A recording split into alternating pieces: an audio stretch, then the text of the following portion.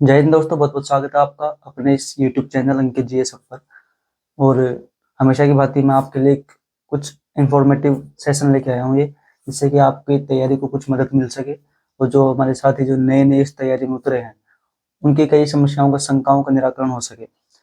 अक्सर जब विद्यार्थी नए नए तैयारी में घुसता है तो उसके मन में कई सवालों से भरा हुआ होता है। वो हमेशा इस कश्मकश में भरा रहता है कि वो किस प्रकार अपनी तैयारी करे, जिससे कि वो अपनी बहुत कम उम्र में, बहुत कम समय में अपनी जीत सुनिश्चित कर सके और एक सरकारी सेवा का सम्मानजनक पद हासिल कर सके।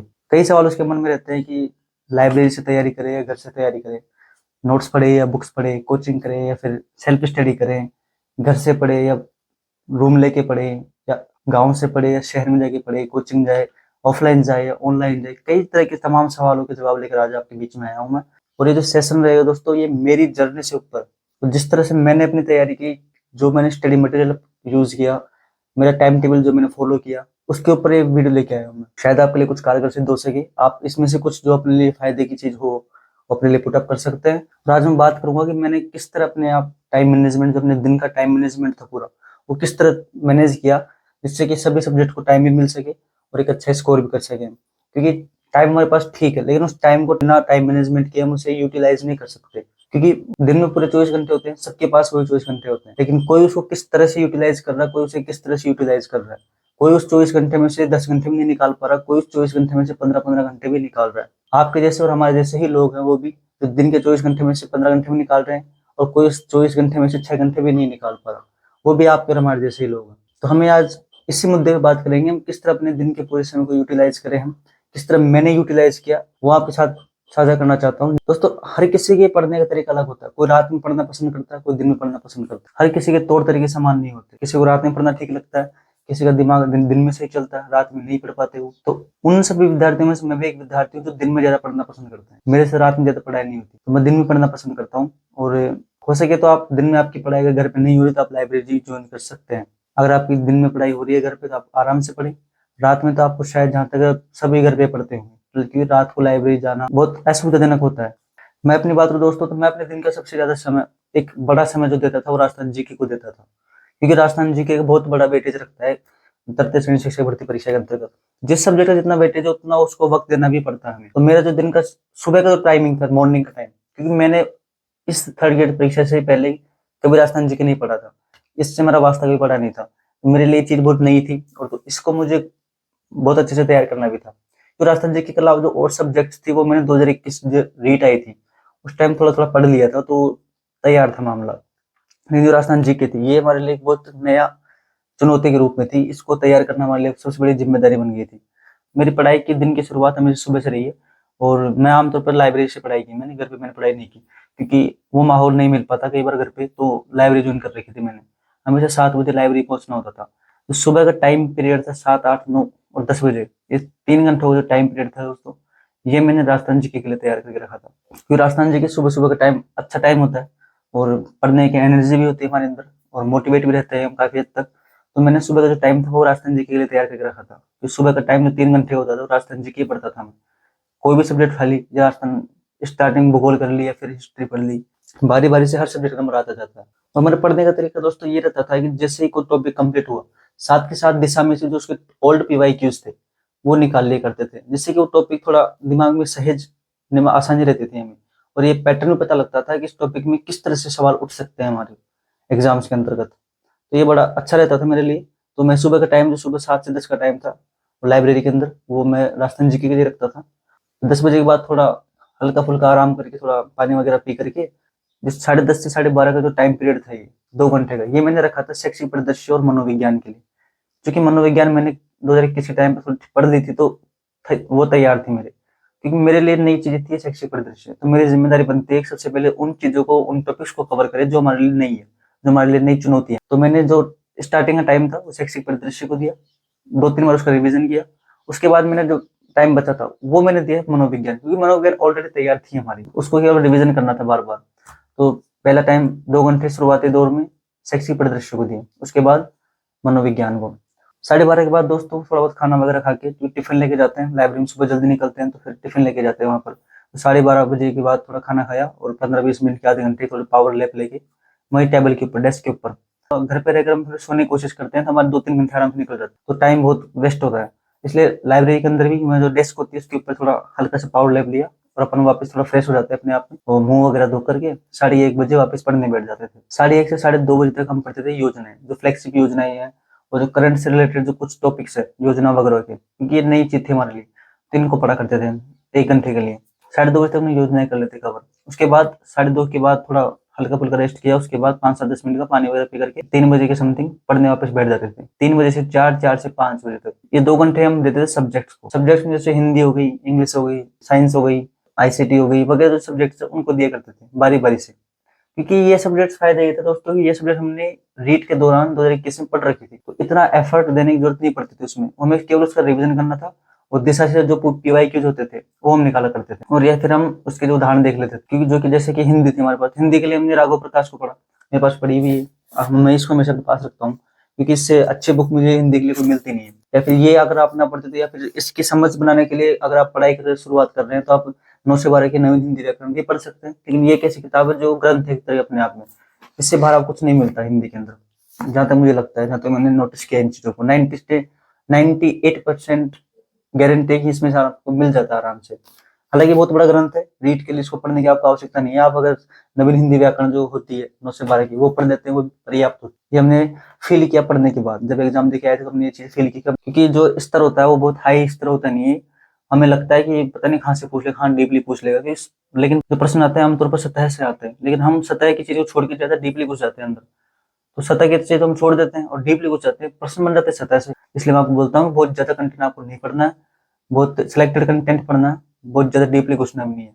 ये प्रश्न ऊपर ऊपर से आएंगे, देख लेना आप जब आप एक एग्जाम दे के आओगे तो आपको एहसास हो जाएगा कि प्रश्न बहुत सतही तौर से आते हैं, बहुत डीपली आते नहीं है। और वो डीपली प्रश्न आते हैं, जो 1-2 प्रश्न आते हैं वो हर किसी के लिए मुश्किल होते हैं, वो आपके लिए नहीं होते। ठीक है दोस्तों, फिर शाम को 6 बजे से नरेंद्र सर क्लास लेते थे उत्कर्ष से, करंट अफेयर्स की। तो डेली हमें एक क्लास देते थे करंट अफेयर की, उसमें वो 10-15 प्रश्न करवाते थे, साथ साथ वो नोट डाउन कर लेते थे। जो वो क्या बार बार, जैसे आज क्लास लिया अगले दिन फिर क्लास लेते हैं, तो पिछला रिवाइज करवाते रहते हैं, तो चीजें दिमाग में रिमाइंडर में रहती। तो वो डेली हमें क्लास लिया करते, साथ में जो मूमल पढ़ा करता था, मूमल और नरेंद्र सिंह की क्लास, इससे काफी हद तक सवाल सही हो गए थे हमारे। तो ऐसे करके वो करंट की क्लास 5 से 6, 6:30, 7 तक चल जाती थी। उसके बाद 7 बजे घर आ जाते अपने, घर वही शाम को खाना वगैरह खा करके रात को 8 बजे पढ़ने बैठते।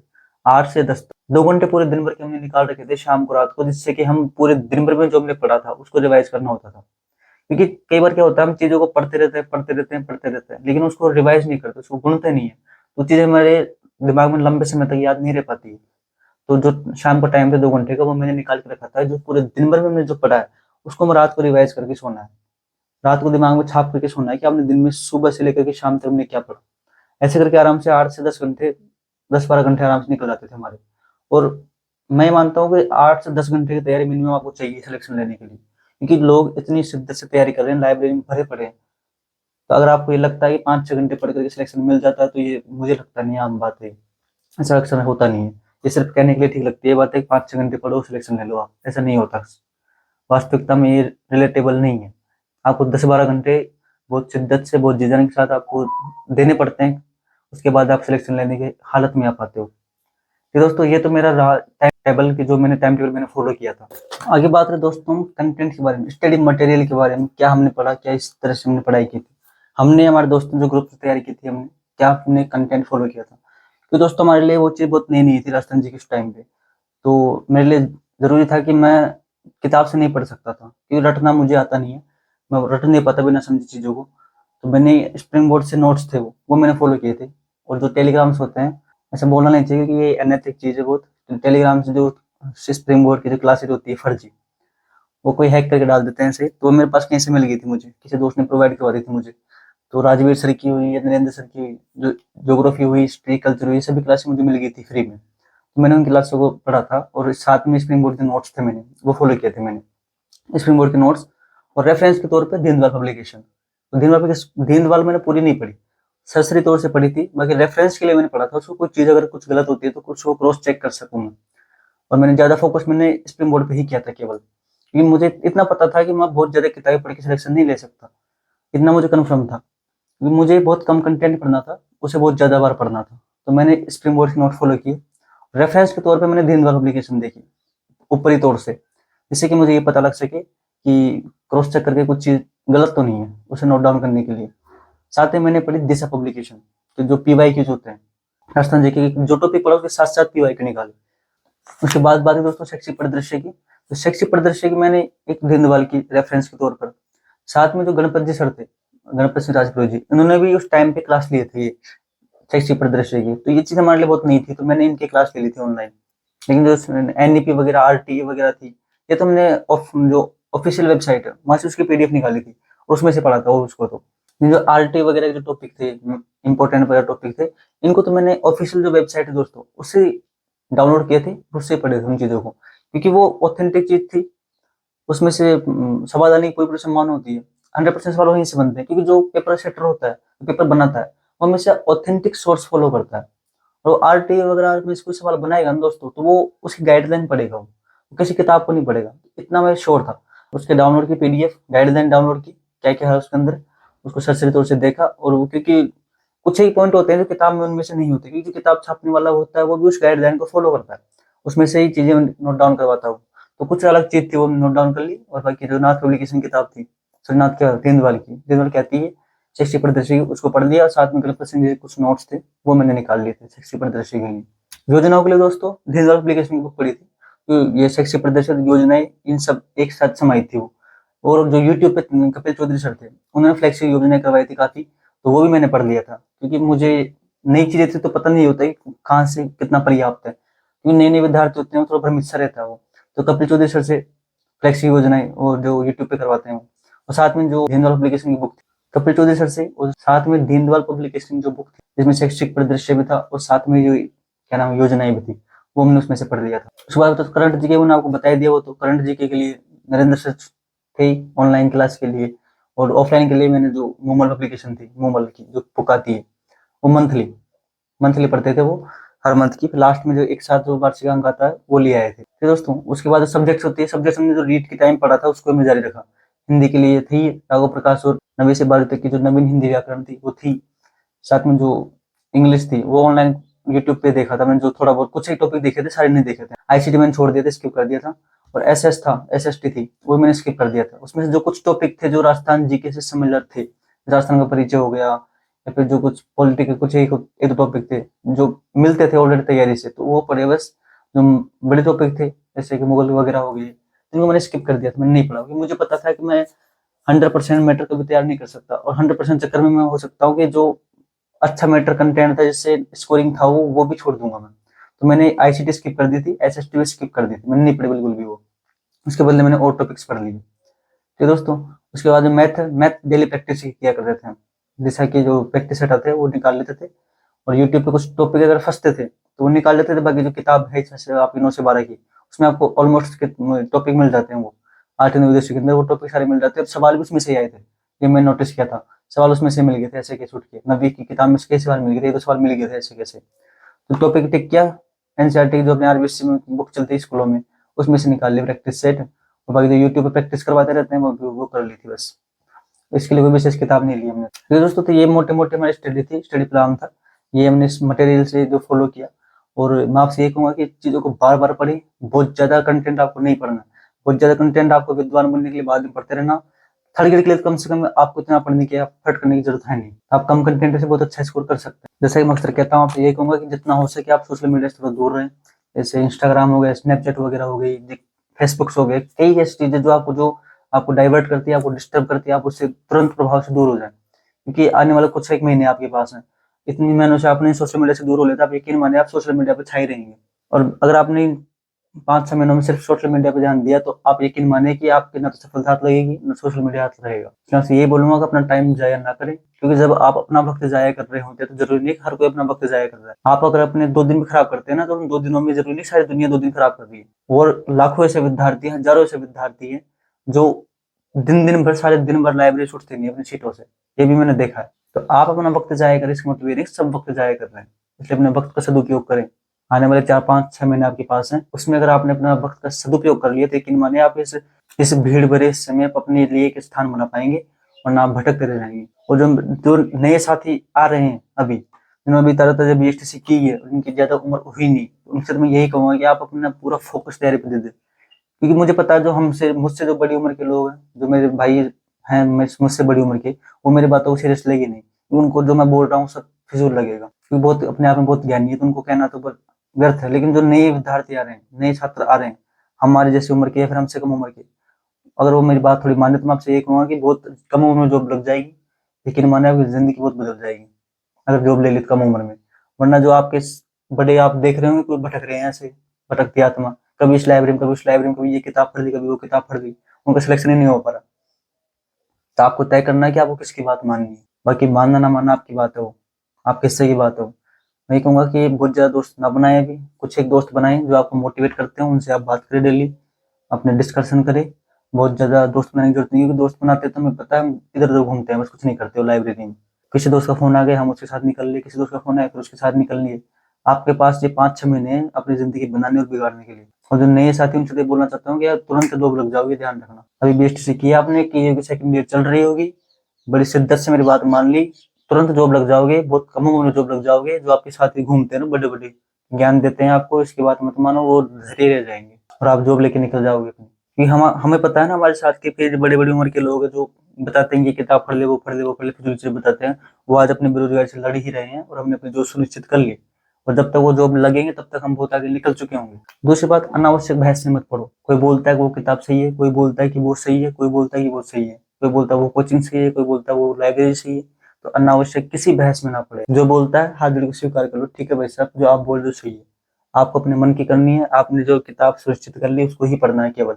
लेकिन दुनिया के सामने दिखाने के लिए हाथ जोड़ के स्वीकार कर लो, हाँ ठीक है सर ये अच्छी। हमें किसी अनावश्यक बहस में नहीं पड़ना, क्योंकि वो तो है ही, उसको तो बहस करनी है, उसका दिमाग खत्म है, वो आपका और दिमाग खत्म कर देगा, आपको जो मन से मिलता वो खत्म कर देगा वो। इसलिए किसी अनावश्यक बहस में नहीं पड़ना आपको। आपको सिर्फ फोकस करना अपनी तैयारी के ऊपर। कुछ लोग परेशान है कि पर महिलाओं को 50% आरक्षण मिल गया, हमारी जॉब ही नहीं लगेगी, 70% महिलाएं लगेंगी। तो 70% लग जाएगी तो 70%, 30% तो बचेगी। 30 में सीट सुनिश्चित कर ले अपनी, या फिर तो रोता ही रह जाएगा। और रोना है तो रोता रहे, गीत गाता रहे, तेरे साथ के तेरे अड़ोसी पड़ोसी सीट निकाल के ले जाएंगे। मेरे पास कमेंट करते हैं, मेरे पास वीडियो बनाया मैंने, 50% उस पर कमेंट करते हैं तो पागल है, महिलाएं ले जाएंगे सारी सीटें, ले जाएंगे सीट ले जाने वाले। तेरे को गारंटी है तेरे को सीट नहीं मिलेगी एक भी, क्योंकि तू गीत गाता रोता, तो रोने वाले को सीट वैसे भी नहीं मिलती, मेहनत करनी पड़ती है। सरकार के ऊपर हमारा को बस नहीं चलता, वो 50% दे चाहे 70% दे, हम कुछ नहीं कर सकते उसके अंतर्गत। हमारे पास सिर्फ इतना है, जितनी सीट हमारे पास मिली है हम उसके साथ शिद्दत से मेहनत करें, शिद्दत से तैयारी करें, अपनी सीट सुनिश्चित। अगर आपको नहीं करना तो रोते रहो ऐसे, किसी को फर्क नहीं पड़ता, सरकार को फर्क नहीं पड़ता। मैं हमेशा मोटिवेट करने की कोशिश करता हूँ, मैं डिमोटिवेट नहीं करता किसी को, क्योंकि मैं भी बेरोजगारी देखी है हमने भी, और आप किस तरह कल तो उधर थे आज इधर आके बैठे हैं। मैं समझता हूँ, क्योंकि डिमोटिवेट करने से कोई मतलब नहीं है, सिर्फ असफलता ही मिलती है। अगर आपको सफल होने के 1% चांस है तो भी लड़ जाओ, लेकिन आप सफल होकर निकलोगे। और जो बातें कर रहे हैं, जो टाइम वेस्ट कर रहे हैं, टाइम वेस्ट करते रह जाएंगे। दो ही चीजें, अगर आपको कंपटीशन दिख रहा है तो आपको अपॉर्चुनिटी नहीं दिखेगी, और आपको अपॉर्चुनिटी दिख रही है तो आपको कंपटीशन नहीं दिखेगा। अब डिपेंड आप पे करता है आपको क्या देखते हो, आप कंपटीशन देखते हो या अपॉर्चुनिटी देखते हो। बहुत सुनहरा अवसर आपके पास, भर्ती साल लग जाते हैं भर्ती आने में, अब ये भर्ती निकल गई तो वही 2-3 साल इंतजार करते रहना, कोई अपॉर्चुनिटी नहीं आपके पास। इसलिए मैं ये कहता हूँ, अपॉर्चुनिटी अगर आपको दिख रही है, लेकिन मैंने आपको कंपटीशन नहीं दिखेगा। फिर अगर आपको कंपटीशन दिख रहा है तो आपको अपॉर्चुनिटी नहीं दिखेगी। आप बहते रहेंगे, बस भीड़ चाल जिस चल रही है ना वैसे बहते रहोगे, कभी उस भर्ती पे, कभी उस भर्ती पे, कभी उस भर्ती पे। इसलिए सिर्फ अपॉर्चुनिटी फोकस करो, उसके साथ शिद्दत से लग जाओ। एक पद भी दिख रहा तो लड़ जाओ, क्या पता वो एक पद आपकी किस्मत में लिखा हो। डिमोटिवेट होने से तो कुछ नहीं मिलेगा, कम से कम मोटिवेट होकर तैयारी कर ली तो ठीक है। जॉब नहीं भी लगी तो कम से कम इतने प्रिपेयर हो जाओगे, आप इतने तैयार हो जाओगे कि जब नेक्स्ट टाइम भर्ती आएगी तो भरते ही आप लग जाओगे। लेकिन अपने आप शिकायत करना शुरू कर दी अपने आप से कि 50% महिलाओं को मिल गया, तैयारी नहीं करेंगे हम, तो धरे ही रह जाओगे आप। तो सरकार को जो करना है वो सरकार करेगी, ना उस पर आपका बस, ना उस पर हमारा बस। ठीक है दोस्तों, बहुत ज्यादा सेशन को लंबा नहीं खींचेंगे हम। जो मेरी बातें मैंने कम शब्दों में कहने की कोशिश की है, तो नए साथी हमारे बहुत शिद्दत से तैयारी करें।